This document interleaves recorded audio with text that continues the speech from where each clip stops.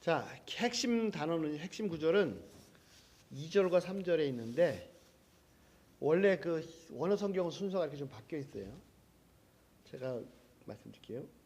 주의 권능과 영광을 보기를 바라며 주의 사랑이 생명보다 낫기 때문입니다. 이 구절이 시편 63편 전체의 핵심 구절입니다. 자, 시편 63편은 네 부분으로 되어 있습니다. 네 부분. 첫 번째는 나의 하나님 3절까지. 그 다음에 찬양 3절 후반절부터 5절까지. 그 다음 동행 6절부터 7, 8절까지. 그 다음 승리 9절부터 11절까지. 그래서 나의 하나님, 그 하나님 어떤 분이신지, 거기 찬양, 동행, 승리 이렇게 되어 있습니다.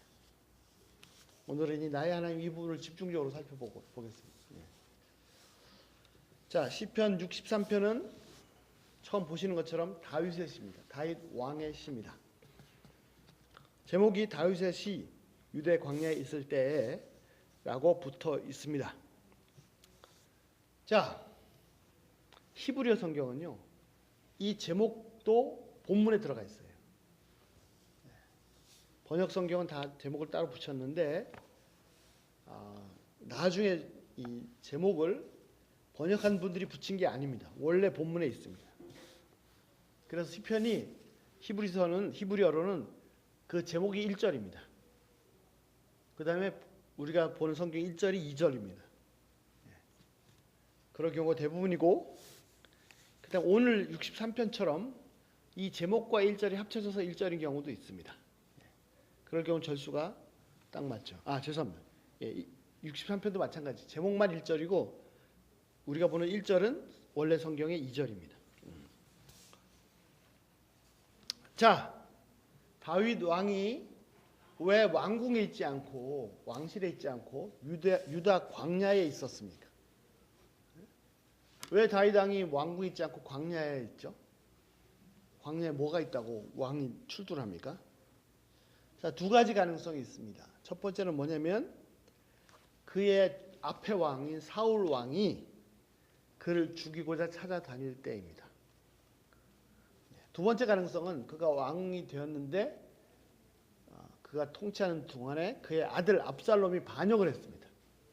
그래서 급하게 황궁을 비우고 도망간 사건입니다. 이 두 가지 가능성이 있는데, 그런데 두 번째 왕자가 반역한 경우에는 다윗 왕이 왕궁에서 도망해서 마하나임으로 도망갔습니다. 그러니까 북쪽으로 도망갔죠. 유다 광야는 남쪽인데.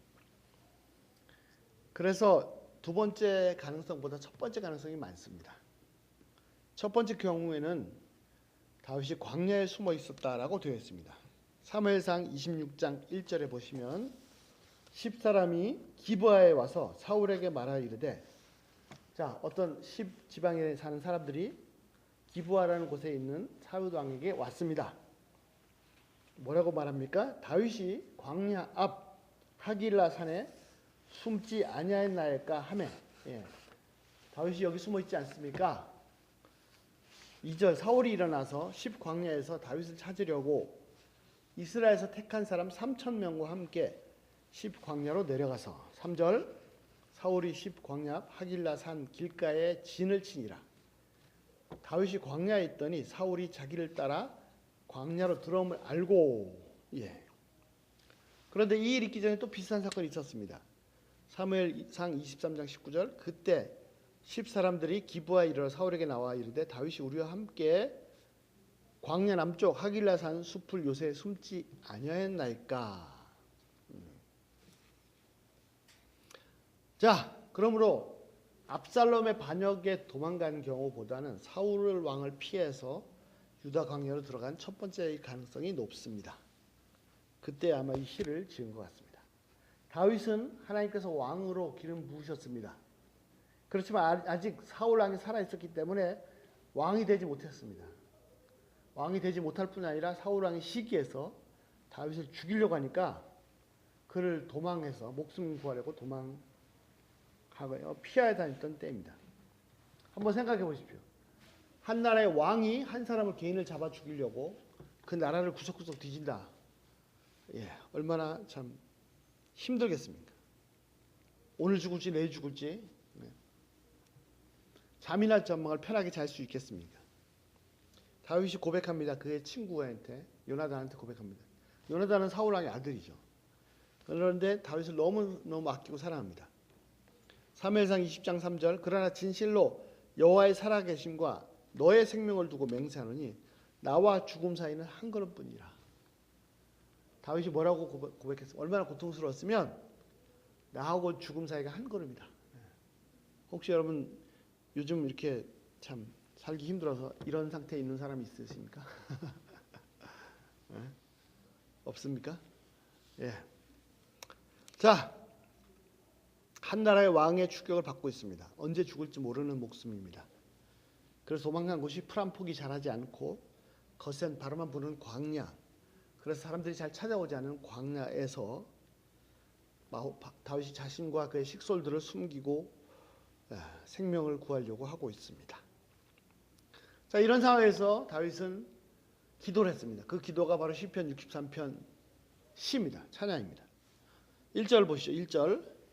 1절 뭐라고 되어 있습니까? 하나님, 주님은 나의 하나님이십니다.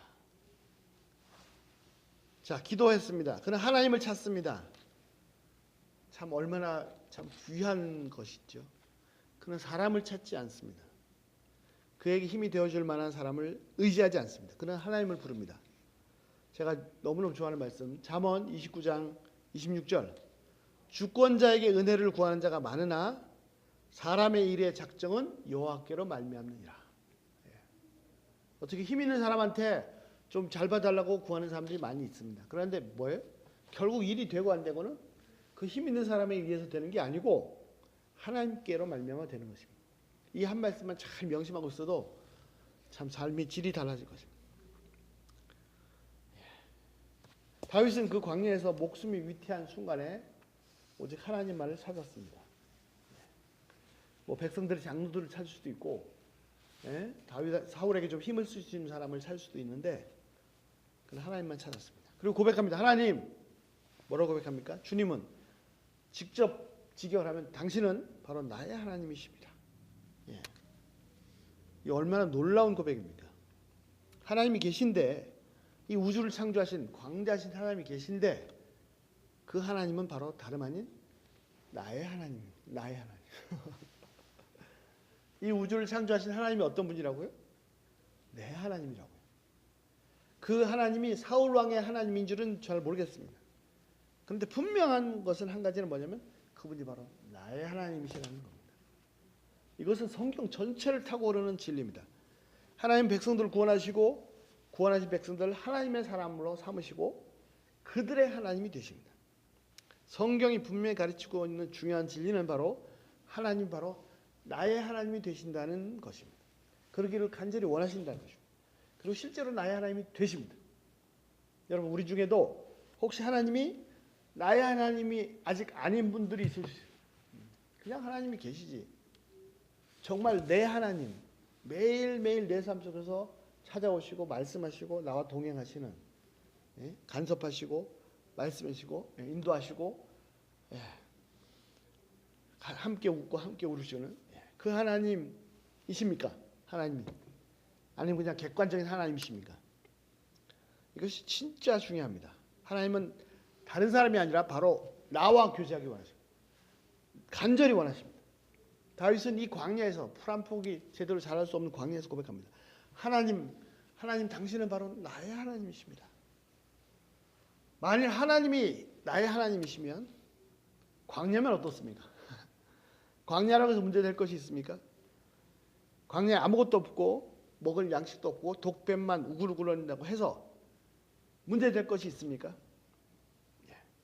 사울왕이 죽이려고 한들 무엇이 겁납니까? 단 한 가지 두려운 것은 하나님이 나를 버리시는 겁니다. 하나님이 난 너의 하나님이 아니야. 그것이 두려운 것이지. 하나님이 나의 하나님이시면 사울왕이 두렵습니까? 광야가 두렵습니까? 두려운 것은 내가 주님께 범죄해서 주님께서 나를 버리실 때입니다. 그러나 그건 또 내 생각이고 내가 범죄한다고 한들 나를 버리지 않으십니다. 우리에게는 중보자 계십니다. 예수님 바로 우리의 중보자 되십니다. 자, 중요한 것은 뭡니까? 창조주 하나님, 그 하나님이 객관적인 하나님으로 그치는 것이 아니라 바로 나의 하나님이시라는 거예요. 예. 이 정정의 하나님, 우리 미경자의 하나님, 세라의 하나님, 아멘. 예성의 하나님, 오케이? 예. 바로 나의 하나님이시라는 겁니다. 그리고 예수님은 더 깊은 관계를 말씀하십니다. 뭐라고요? 하나님 바로 나의 아버지시라.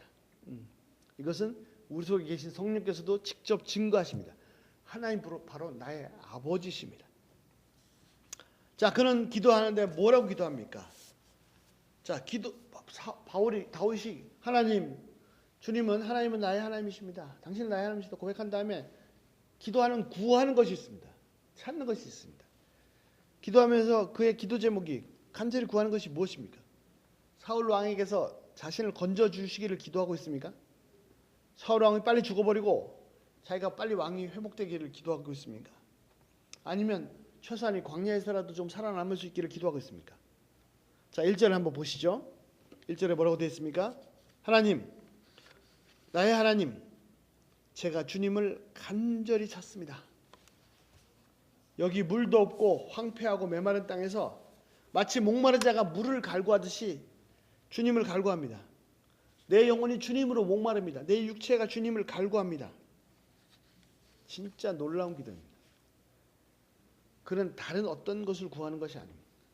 사울 왕에게서 자기 생명을 보존해달라고, 광야에서 살려달라고, 빨리 사울 왕을 폐위시키고, 아니 나를 기름 부으셔서 사울 왕 끝난 거 아니에요. 그 빨리 나를 어떻게 좀 해달라고, 그런 것을 구하는 것이 아니라 간절히 구하는데 뭘 구합니까? 하나님 그분 자체를 구하고 있습니다.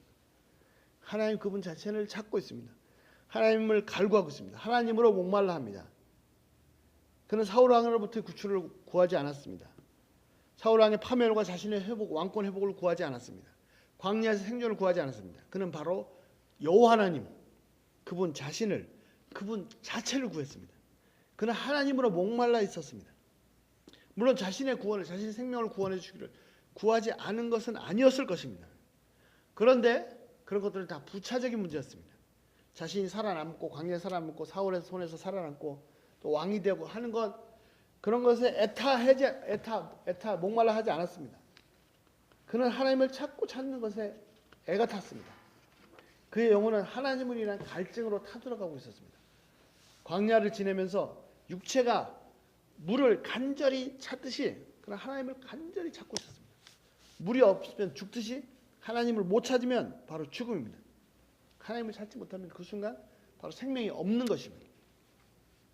여러분, 우리들은 진짜 광야 같은 세상을 살고 있습니다. 수많은 문제들을 매일매일 부딪히고 또 해결해야 됩니다. 어떤 문제들은 내 힘으로는 도저히 해결되지 않는 그런 문제도 많습니다. 이러다가 큰일 나는 거야. 나는 어떻게 되는가? 울기도 하고 절망하고 좌절하기도 합니다. 여러분, 하나님께 과연 나는 무엇을 구하고 있습니까? 하나님으로 애타고 있습니까? 아니면 이러다가 내가 굶어 죽을까 봐 애가 타고 있습니까? 이러다가 나와 내 가족이 망하는 거 아닌가? 이런 생각으로 잠을 못 이루고 있습니까? 아니면 하나님께 대한 갈망으로 잠을 못 이루고 있습니까? 다윗이 어떻게 해서 이런 상황에서 사울 왕의 손을 피해서 광야에 있으면서도 죽을지도 모르는데 이런 상황에서 어떻게 자신의 생명 또 안전보다는 하나님 그분 자체를 갈구할 수가 있게 되었습니까? 그가 기도하려고 입을 여는 순간, 하나님 부르는 그 순간, 그리고 주님은 바로 다른 사람의 나의 하나님이십니다라고 고백하는 그 순간, 그의 간구가 자신의 생명에서 하나님 그분 자체로 방향이 바뀌었습니다. 아, 하나님 바로 나의 하나님이십니다. 아까 말씀드렸죠? 문제가 아니에요. 사울 왕이 문제가 아니고 광야가 문제가 아닙니다. 하나님이 나의 하나님이 아닌 것이 문제입니다. 그렇게 되면 진짜 문제죠. 그래서 하나님 자체를 구하는 겁니다. 하나님을 붙잡아야 됩니다. 하나님을 매달려야 됩니다. 하나님을 놓지 말아야 됩니다. 하나님이 나의 하나님이시면 문제는 문제가 아닙니다. 하나님을 놓치면 끝나는 것입니다. 이것이 진실입니다. 문제가 아닙니다. 문제를 해결하는 것이 근본적인 목표가 아닙니다. 문제도 결국 나를 하나님께 인도하기 위한 하나의 도구에 불과합니다. 시편 119편 71절 고난 당하는 것이 내게 유익이라. 이로 말미암아 내가 주의 율례들을 배우게 되었나이다. 최종 목표는 나의 문제 해결, 내 생명을 보존하는 것이 아니라 하나님 그분 자체이십니다. 그 하나님만을 갈구하고 갈망합니다. 하나님에 대해서 애타게 목말라 있습니다. 자, 2절입니다.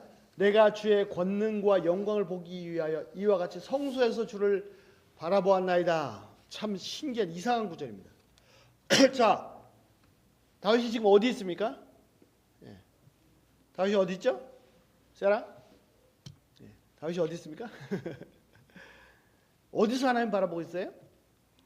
성소에서 하나님 바라보고 있습니다. 잠깐만, 다윗이 원래 어디 있었어요?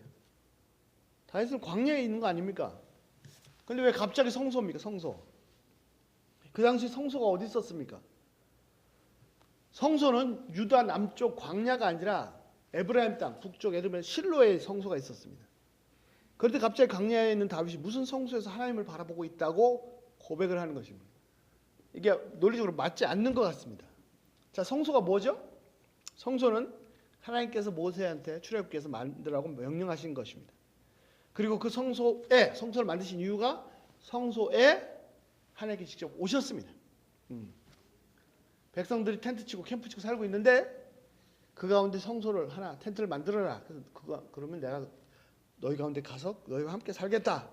그것이 성소입니다. 근데 성소는 모세 당시에 만든 성소가 이 다윗 시대는 당시에 실로에 있었습니다. 실로, 에브라임 실로에.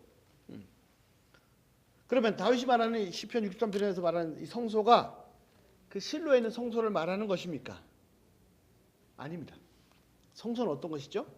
성소는 바로 하나님이 계신 곳입니다. 성소에 하나님이 계신 것이 아니라 하나님이 계신 곳이 성소입니다.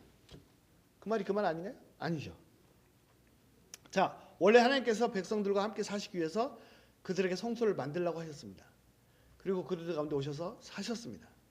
그런데 시간이 흐르면서 백성들이 하나님을 버렸습니다. 그러면 백성들이 하나님 버렸으면 성소에 하나님이 계신 거예요, 안 계신 거예요? 성소에 하나님이 계시든 안 계시든 상관없이 무조건 하나님은 계시다, 자기 편이다. 자신들은 다 우상 섬기고 범죄하면서 확신했습니다. 대표적인 케이스가 뭐냐면 사무엘 선지자 앞에 엘리 선지자 때 블레셋 팔레스타인 사람들이 쳐들어왔습니다. 그러니까 이기기 위해서 어떻게 했습니까? 성소에 있는 언약궤를 꺼내가지고 언약궤를 메고 전쟁에 나갔어요. 그럼 이겨야 되는 거 아닙니까? 언약궤를 맸으니까. 그 언약궤가 어떤 언약궤입니까? 조상들이 언약궤를 메고 요단강을 들어갔을 때 요단강이 갈라졌습니다. 그런 언약궤입니다. 그런데 언약궤를 메고 나갔는데 참패했어요. 언약궤도 뺏겨버렸어요. 여러분, 언약궤 자체가 무슨 마술방망이가 아닙니다. 하나님이 함께 하시니까 그것이 의미가 있는 거지, 하나님이 함께 하지 않으시면 그거는 그냥 상상에 불과합니다. 참패한 정도가 아니라 선지자 엘리야, 제사장 엘리의 아들이 한날 한시에 다 죽어버렸어요. 며느리도 애를 낳다가 죽었어요. 그리고 이가봇 영광이 떠났다 고백했습니다. 언약궤가 가면 뭐합니까? 하나님께서 함께 하지 않는데, 하나님께서 그들이 하나님 버렸기 때문에 하나님께 떠나시면 아무것도 의미가 없는 것입니다. 자, 성소가 중요한 것은 뭐냐면 성소가 하나님이 계시기 때문입니다. 하나님이 계시지 않으시면 성소는 그저 텐트일 뿐입니다. 마찬가지, 성전도 마찬가지입니다. 솔로몬이 성전을 지었습니다. 그때 뭐라고 고백합니까? 하나님, 이 광대하신 하나님께서 이 성소에 어떻게 계시겠습니까? 하나님은 저 바다를, 하늘을 발판으로 삼으신 분인데, 보좌가 하늘에 보좌를 놓으신 분이신데 이 건물에 있을 수 있습니까? 다만 백성들이 이곳을 성소를 안에서 손을 들어 기도할 때 은혜 베풀어 주십시오. 그렇게 한 것입니다. 백성들이 하나님을 버리니 하나님은 그 성전조차도 버렸어요.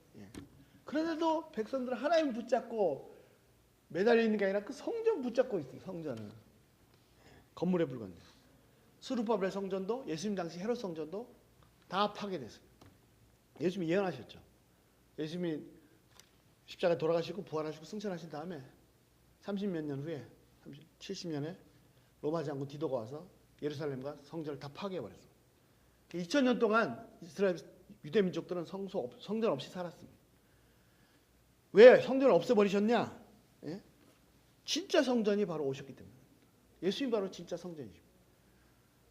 성전 안에서 성소에서 죄인들이 하나님 만납니다. 이제는 그 성전 빌딩 안에서 텐트 안에서 하나님 만나는 것이 아니라 예수 그리스도 안에서 죄인들이 하나님 만날 수 있습니다. 예수님이 진짜 성전이시기 때문에 더 이상 그 건물이 필요 없습니다. 마지막에 이제 예수님이 재림하시고 종말이 오면 진짜 새 예루살렘 성이 하나님이 우리와 함께 하실 것입니다. 자, 다윗이 광야에 있습니다. 그런데 무슨 성소에서 하나님을 바라봤다고 합니까? 광야지만 다윗이 있는 그 광야에서 그는 하나님을 만났기 때문에 그것이 바로 성소고 성전입니다. 장소가 문제가 아닙니다. 영과 스피릿과 진리로 예배하는 것이 중요합니다. 그는 그 광야에서 여호와 하나님을 제대로 만났습니다. 광야는 진짜 축복된 것입니다. 광야는 아무것도 없어요. 가면 죽어요. 불뱀만, 독뱀만, 음식도 없고. 그런데 거기에 뭐가 좋습니까? 도저히 사람이 살기 힘든 곳이기 때문에 그래서 하나님을 제대로 만날 수 있는 곳입니다. 모든 것이 다 갖추어진 화려한 도시에서는 하나님 별로 필요 없습니다. 다 있는데요, 뭐. 굳이 하나님 없어도 잘 살 수 있습니다. 하나님을 찾을 이유가 없습니다. 광야는요, 하루하루가 보장된 게 아니에요. 오늘 내가 살았다고 해서 내일 살 수 있는 게 아니에요. 그래서 어떻게 해요? 오직 보장은 한 분, 하나님 한 분밖에 없습니다. 그래서 어떤 사람에게는 광야가 죽음의 땅이요, 어떤 사람에게는 광야가 하나님을 만나는 장소입니다. 거룩한 성전입니다. 오히려 생명의 땅, 연단의 땅입니다. 그래서 저는 요즘 생각이 이스라엘 백성들이 광야 40년 생활하고 가나안에 들어갔는데 가나안이 축복의 땅인데 가나안에서 하나님 버렸거든요. 그래서 오히려 광야 40년이 더 복된 시간이었다라는 생각도 듭니다. 자, 그 광야에서 하나님을 보았기 때문에 그것이 성소입니다. 그래서 그 거룩한 곳에서 하나님을 보기를 원했습니다. 자, 무엇을 보기를 원했습니까? 첫 번째, 하나님의 권능을 보기를 원했습니다. 우리말 성경에 어떻게 되어 있죠? 내가 주의 권능과 영광을 보기 위하여 하나님의 권능을 보기를 원했습니다. 무한하신 하나님의 전능하신 그 파워를 보기를 원했습니다. 다윗도 군인입니다. 장군입니다. 장수입니다. 다윗의 칼에 수많은 사람들이 죽어요. 파워하면은 다윗도 둘째 가면 서러워요. 그런 사람입니다. 사울 왕이 돌아올 때 무슨 소리를 들었습니까? 다윗을 위해서, 사울을 위해서는 천천히요, 다윗을 위해서는 만만이라. 그런 사람입니다. 그런데 그는 그런 파워에 비교할 수 없는 어마어마한 하나님의 무한대한 권능을 보았습니다. 그는 고백합니다. 시편 8편, 이거 시편 8편도 다윗의 고백입니다. 여러분 잘 아시죠? 여호와 우리 주여, 온 땅에 주의 이름이 어찌 그리 아름다운지요. 주의 영광이 하늘을 덮었나이다. 주의 손가락을 만드신 주의 하늘과 주께서 베풀어 주신 달과 별들을 내가 보아니 사람이 무엇이기에 주께서 그를 생각하시며 인자가 무엇이기에 주께서 그를 돌보시나이까. 시편 19편 역시 다윗 왕의 시입니다. 하늘이 하나님의 영광을 선포하고 궁창이 그의 손으로 하신 일들을 나타낸도다. 날은 날에게 말하고 밤에게 지식을 전하니 언어도 없고 말씀도 없으며 들리는 소리도 없으나 그의 소리가 온 땅에 통하고 그의 말씀이 세상 끝까지 이르렀다. 하나님이 해를 위하여 하늘에 장막을 베푸셨도다. 그는 그 광야에서 세상을 보았고 하늘을 보았습니다. 온 땅과 온 우주를 보았습니다. 이런 곳은 특히 하늘이 맑고 별들이 막 당장 쏟아 부을 것처럼 그렇게 잘 보입니다. 이 광대한 우주를 보았습니다. 이 우주에서 이 지구는 얼마나 정말 작은 것입니까? 그리고 그는 이 광대한 우주를 창조하신 하나님을 보았습니다. 하나님의 무한대한 권능이 그를 집어삼켜 버렸습니다. 먼지도 안 되는 존재, 티끌도 안 되는 존재였습니다. 그는 무한하신 하나님의 권능을 보았고 그 권능에 완전히 다 뒤집어 쓰고도 넘치도록 남았습니다. 하나님의 권능은 무한대인데 그 무한한 하나님의 권능을 캐치할 수 있는 인간의 능력은, 언어는, 상상력은 너무나 작고 한계가 있습니다. 그는 하나님의 권능을 보기를 원했고 보았습니다. 두 번째, 하나님의 권능을 넘어서서 하나님의 영광을 보았습니다. 그렇습니다. 전능하신 하나님, 그 무한대한 권능을 가신 하나님, 그분의 충만한 영광을 보았습니다. 그 권능과 권능 너머에 있는 그분의 영광을 보기를 간절히 원했고 그 영광의 일부를 보았습니다. 온 우주에 온 세상에 하나님의 영광으로 충만합니다. 이 기가 막힌 것들을 창조하신 하나님이 그분의 충만한 영광을 보았습니다. 온 세상 온 우주만을 보아도 그 우주만을 보아도 하나님이 어떤 분인지 뵐 수가 있습니다. 하나님을 알 수 있습니다. 하나님의 휘황찬란한 영광이 가득히 나타나 있기 때문입니다. 아까 봤죠? 주의 영광이 하늘을 덮었나이다. 하늘이 하나님의 영광을 선포하고 하나님은 빛으로 옷을 입으신 분이십니다. 하나님은 회전하는 그림자도 없는 빛 가운데 계신 분이십니다. 하나님께는 어둠도 나를 숨길 수가 없습니다. 하나님께는 어둠도 어둠이 아닙니다. 빛입니다. 하나님은 태양보다도 수천억 배나 더 큰 별들을 지으셨습니다. 또한 그뿐만 아니라 눈에 보이지 않는 세포, 그 세포를 구성하고 있는 극히 작은 분자, 원자까지도 다 창조했습니다. 분자뿐만 아니라 원자뿐만 아니라 밀입자, 소립자까지 극히 작은 극미의 세계부터 극대의 세계까지 다 창조하셨습니다. 그리고 그 소립자, 원자가 가야 될 길뿐만 아니라 그 광대한 태양보다 수천억 배 큰 별들이 갈 길까지 다 정해놓으셨습니다. 그리고 정확하게 지금도 한치 오차 없이 움직입니다. 내 몸에 원자 분자 하나가 어긋나도 이게 병들 것입니다. 세포가 어긋나면 병들죠. 예. 우주도 마찬가지입니다. 우주도 별자리들이 어긋나면 제 길을 잃어버리면 우주가 난리가 날 것입니다. 오직 인간만이 다 자기 길을 정확하게 하나님께서 정해주신 길을 가고 있는데 인간만이 탈선해서 지 멋대로 갑니다. 예, 그러니까 고생이죠. 자, 소립자로부터 엄청난 별까지 다 하나님의 영광을 노래하고 있습니다. 찬양하고 있습니다.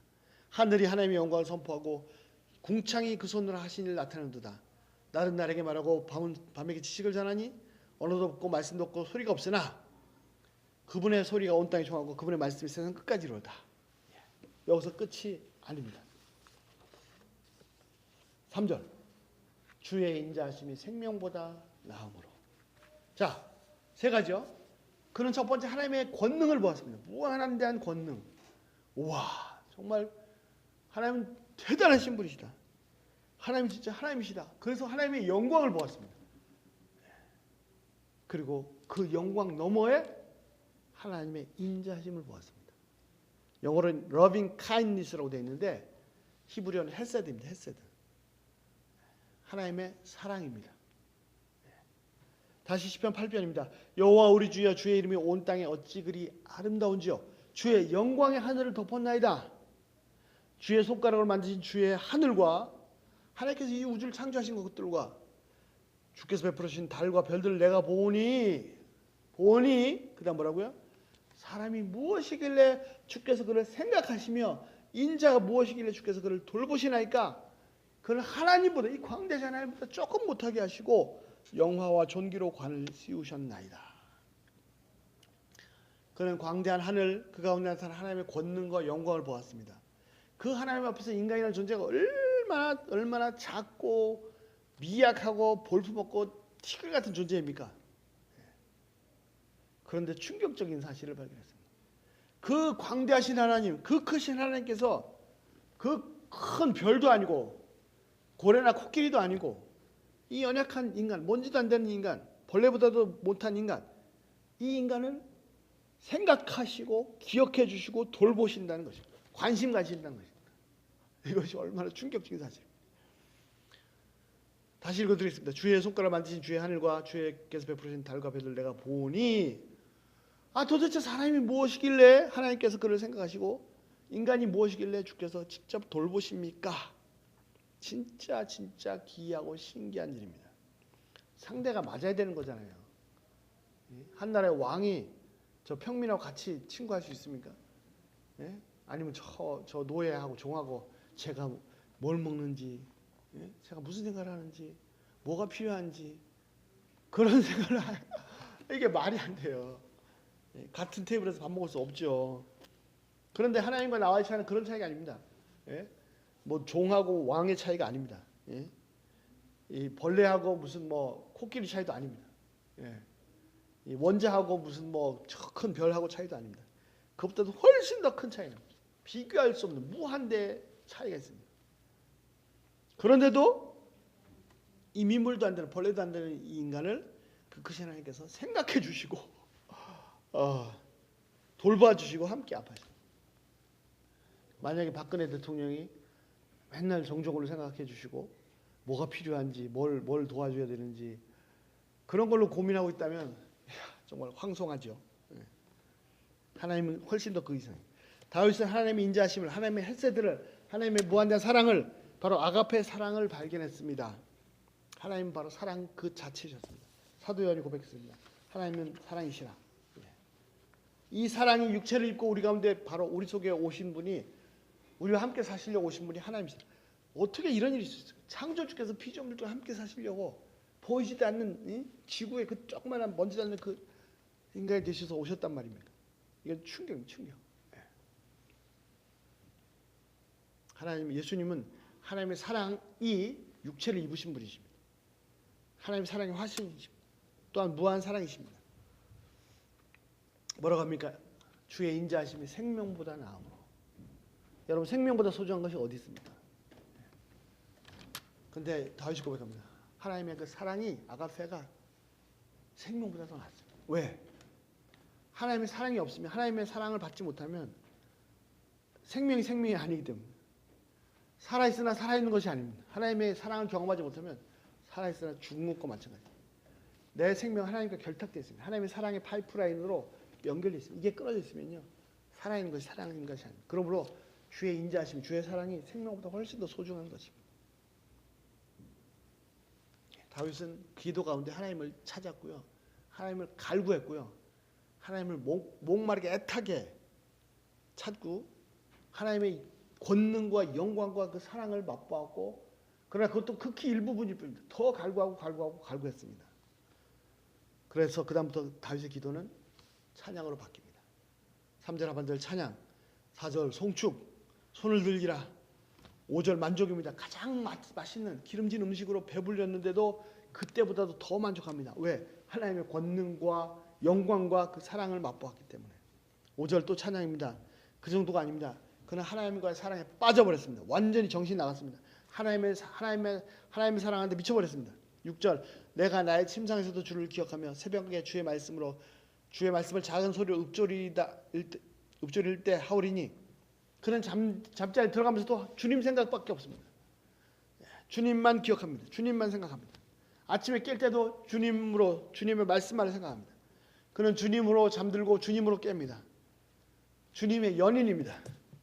주님께 완전히 정신이 빠졌습니다. 주님께 푹 빠졌습니다. 주님과 열애합니다. 온 세상에 아무것도 보이질 않습니다. 오직 그분만 보입니다. 그리고 이 사랑이 동행으로 이어집니다. 그분을 따라갑니다. 그분 없이는 살 수 없습니다. 그분의 뒤에 딱 붙어서 떨어지지 않고 따라다닙니다. 그분의 오른손에 나를 붙들고 계십니다. 미치도록 그립고 보고 싶고 함께하고 싶고, 그래서 절대로 떨어질 수 없어요. 네. 사랑하기 때문에 함께하고 싶어요. 네. 그래서 결론이 뭐예요? 결국은 승리입니다. 원수들의 파멸입니다. 이것이 목표가 아닙니다. 내 원수들이 나를 죽이려고 합니다. 내가 살아남을 수 있을지 모르겠습니다. 그러나 그것이 목표가 아닙니다. 그것은 자연스러운 결과일 뿐입니다. 기도의 핵심은 이 승리가 아니에요. 원수들의 파멸과 내 승리가 아니에요. 하나님 그분 자체가 기도의 핵심입니다. 그분께 빠져버리는 것이 그의 기도입니다. 승리는 부수적인 결과물일 뿐입니다. 그는 광야 성소에서 위대하신 하나님을 만났습니다. 그런데 나를 미치도록 사랑하시는 헷세대의 하나님을 만났습니다. 그리고 만족했습니다. 사울이 날 죽이려 한다, 광야에 죽을지 모른다, 그런 거 다 각오 없어요. 몸은 이 땅에 있는데 광야인데 그는 천국을 살고 있습니다. 그분 곁을 절대로 떠나지 아니라 꼭 붙잡았습니다. 부산물, 결과물은 승리입니다. 이것이 다윗의 기도입니다. 하나님과의 미치도록 뜨거운 열애입니다. 우리는 구원을 기도합니다. 돈을 위해 기도합니다. 살려달라고 기도합니다. 하나님 멀리 계신 것 같습니다. 자, 이런 것들을 구할 때 하나님 아무리 기도해도 하나님 멀리 계신 것 같아요. 다윗은 자신의 생존보다 하나님 그분 자체에 빠져버렸습니다. 그의 기도는 하나님께 점점 더 몰입하는 것, 빠져 들어가는 것입니다. 완전히 하나님께 빠지는 것입니다. 그 결과 모든 것에서 승리했습니다. 그러나 승리했다고 해서 기뻐하고 만족하지 않습니다. 그는 하나님으로 인해서 기뻐하고 하나님으로 만족합니다. 그는 승리했기 때문에 행복한 것이 아닙니다. 승리했기 때문에 노래하고 찬양하는 것이 아닙니다. 그분이 하나님, 그분이 나의 하나님이기 때문에 행복합니다. 그리고 찬양합니다.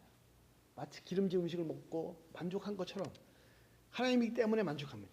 그분의 무한한 권능, 휘황찬란한 영광, 그럼에도 불구하고 그렇게 크신 분이심에도 그 가운데 나타나는 헷세대 사랑, 아가페의 기이한 사랑 때문에 그는 그의 영혼이 만족하고 배가 부르고 행복하고 그래서 그분을 찬양합니다. 우리의 기도도 이와 같은 기도가 되기를 기도합니다. 우리의 기도도 하나님께 완전히 빠져버리는, 하나님께 몰입해버리는, 그래서 천국을 거니는 하나님과 동행, 하나님의 손을 붙잡고 있는, 하나님께 푹 빠져버리는 하나님과의 열애, 그런 기도가 되기를 기도합니다. 우리 기도 가운데 하나님의 무한하신 권능을 맛보기를 기도합니다. 하나님의 그 영광을, 정말 그 영광이 어떤 건지 아무리 말로 설명해도 한 번 경험하는 거 비교할 수 없어요. 그 영광을 꼭 체험하시길 기도합니다. 그분의 헤세드 사랑을 내 영혼이 넘치나, 내 잔이 넘치나이다, 그렇게 맛보시길 기도합니다. 그분과의, 그 하나님과의 그 사랑에, 열애에 빠져버리시길 기도합니다. 기도하겠습니다. 거룩하신 하나님, 정말 엄청난 사람 다윗 왕의 광야에서의 기도를 통해서 기도의 진짜 진수를 맛볼 수 있도록 도와주셔서 감사합니다. 다윗은 광야에 있었지만 자기 목숨 살려달라고, 사울에게서 광야에서 살려달라고, 또 빨리 왕권을 회복해달라고 그렇게 기도하지 않았어요. 물론 그것도 기도했겠죠. 그런데 기도하다가 진짜 하나님 자체에 빠져버렸고, 하나님 자체를 갈망하고, 하나님만을 찾고, 하나님의 목말라하고, 하나님의 애타는, 그래서 하나님의 권능을 체험하고, 권능을 체험하니까 진짜 권능을 더 알기를 원하고, 영광을 경험하고, 끝이 아니라 그 기이한 하나님의 사랑을 맛보아하는, 그래서 더 갈구하게 되는 그런 깊은 세계로 들어갔습니다. 하나님, 저희의 기도도 이런 차원으로 올라가기를 소원합니다. 하나님, 저희를 복 주시옵소서. 저희는 맨날 돈 필요하고 살아야 되고 공부하는 거, 애기들 하루하루 생존을 위해서 바둥바둥거리고 하나님 앞에 나가서 애타게 부르짖지만, 아무리 부르짖어도 하나님은 너무나 멀리 계신 것 같습니다. 하나님, 저희 하나님 자체에 빠져버릴 수 있도록, 하나님께 몰입할 수 있도록, 그분의 당신의 권능과 영광과 그 사랑에 깊이 잠길 수 있도록, 그러고 봤더니 모든 문제가 다 해결되고 끝나 있는 그런 놀라운 세계를 경험할 수 있도록 은혜 베풀어 주시옵소서. 하나님의 그 영광의 보좌 앞으로, 그 성소의 지성소의 그 속죄소 앞으로 더 가까이 더 가까이 이끌어 주시옵소서. 세상과 나는 간 곳이 없고 구속한 주만 보이도다. 그 놀라운 세계를 열어 주시옵소서. 감사드리며 예수님으로 기도했습니다.